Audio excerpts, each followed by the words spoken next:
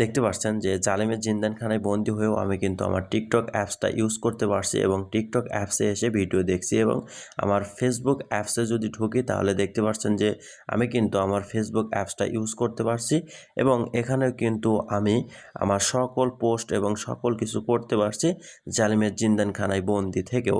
আপনারা কিন্তু সেম প্রসেসে এই কাজগুলো করতে পারেন, এমনকি আপনার সোশ্যাল মিডিয়ার যতগুলো সাইট রয়েছে সব কিছু আপনি ইউজ করতে পারবেন। অনেক সময় দেখা যাচ্ছে আমরা হোয়াটসঅ্যাপে কথা বলতে গেলে আমাদের পোস্টগুলো অনেক সময় দেখা যাচ্ছে না, অথবা আমরা কাউকে ফটো দিতে পারছি না, ফটো দিলে শুধু পেন্ডিং দেখাচ্ছে, কোনো কিছু আপলোড দিতে পারছি না, ডাউনলোড করতে পারছি না।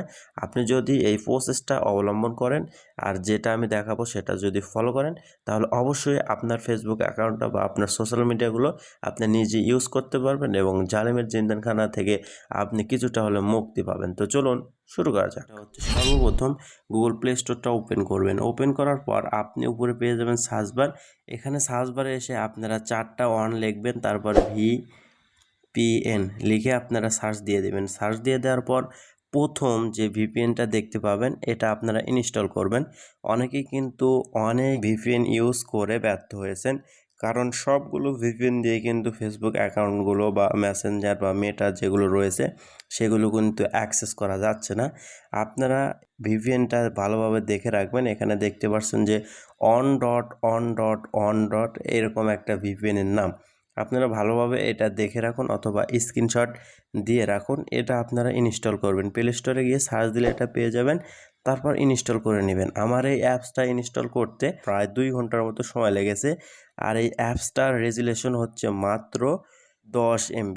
এই 10 MB ডাউনলোড করতে কিন্তু আমাকে মাত্র 2টা ঘন্টা ব্যয় করতে হয়েছে এই চমৎকার বাংলাদেশে এসে, যার কারণে আমি আর আপনাদেরকে ইনস্টল করা দেখাইনি। এখান থেকে আমি সরাসরি ওপেনে ট্যাপ করে দিচ্ছি। আপনারা ওপেনে ট্যাপ করে দেবেন, তারপর আপনাদের সামনে এরকম একটা ইন্টারফেস চলে আসবে। এখান থেকে আপনারা নেক্সটে ট্যাপ করে দেবেন। তারপর এখানে দেখতে পারবেন অ্যাকসেপ্ট, এখানে ট্যাপ করবেন। ট্যাপ করার পর আপনার সামনে এরকম ইন্টারফেস আসলে অ্যালাউ নোটিফিকেশনে ট্যাপ করে দেবেন। তারপর এখানে অ্যালাউয়ে ট্যাপ করে দিবেন। তারপর দেখতে পারবেন যে এরকম একটা ইন্টারফেস চলে আসবে। আসলে এখান থেকে আপনারা এটা অন করে দেবেন। অন করে দিলে আপনাদের সামনে যদি কানেক্টিং লেখা চলে আসে তাহলে আলহামদুলিল্লাহ ভালো।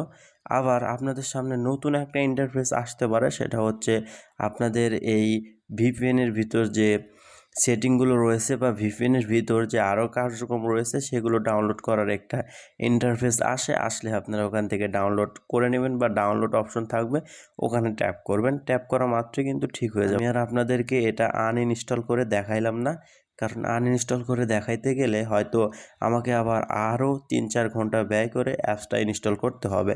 আমি অ্যাপসটা ইনস্টল করেছি এবং ভিপিএনটা কানেক্ট করেছি। ভিপিএনটা কানেক্ট করা হয়ে গেলে আপনি এখানে দেখতে পারবেন একটা নোটিফিকেশন চলে আসবে। তারপর আপনি বুঝতে পারবেন যে আপনার ফেসবুক মেসেঞ্জার এগুলো চলছে কিনা।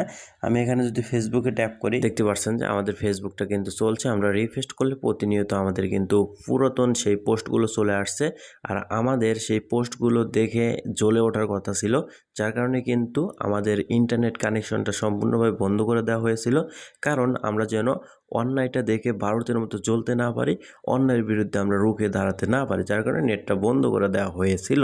আমি আপনাদেরকে বলবো যেটাই করুন না কেন কখনো সত্য থেকে দূরে চলে যাবেন না, সত্য থেকে বিরত থাকবেন না, কারণ যে মিথ্যা বলে, যে অন্যায় করে, সে যত বড় ক্ষমতাধর ব্যক্তি হোক না কেন তার বিরুদ্ধে আপনি প্রতিরোধ করবেন, তাকে প্রতিহত করার চেষ্টা করবেন, কারণ একটা অন্যায় প্রতিহত করা মুসলমানের দায়িত্ব।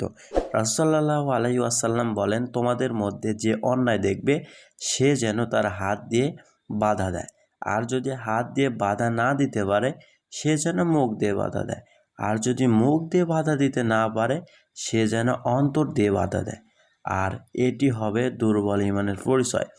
আমি আবারও বলছি, রাসূল সাল্লাল্লাহু আলাইহি সাল্লাম বলেন, তোমাদের মধ্যে যে ব্যক্তি অন্যায় দেখবে সে যেন তার হাত দিয়ে বাধা দেয়, হাত দিয়ে যদি বাধা দিতে না পারে সে যেন তার মুখ দিয়ে বাধা দেয়, মুখ দিয়ে যদি বাধা না দিতে পারে সে যেন তার অন্তর দিয়ে বাধা দেয়, মানে অন্তরের অন্তরস্থল থেকে সেটাকে ঘৃণা করে। আর এটা হচ্ছে সবচাইতে দুর্বলতম ইমানের পরিচয়, যে আপনি অন্যায় দেখলেন, আপনার হাত দিয়ে মুখ দিয়ে প্রতিহত করতে পারলেন না, আপনি আপনার অন্তর দিয়ে ঘৃণা করে চলে আসলেন। এটা কিন্তু দুর্বল ইমানের পরিচয়। যাই হোক, এই হাদিস থেকে আমরা একটা কথাই স্পষ্ট বুঝতে পারি, যে ব্যক্তি অন্যায় করে সে যত বড় ধনবান হোক না কেন, সে যত বড় ক্ষমতাবান ব্যক্তি হোক না কেন, আমাদের উচিত তার অন্যায়কে প্রতিহত করা।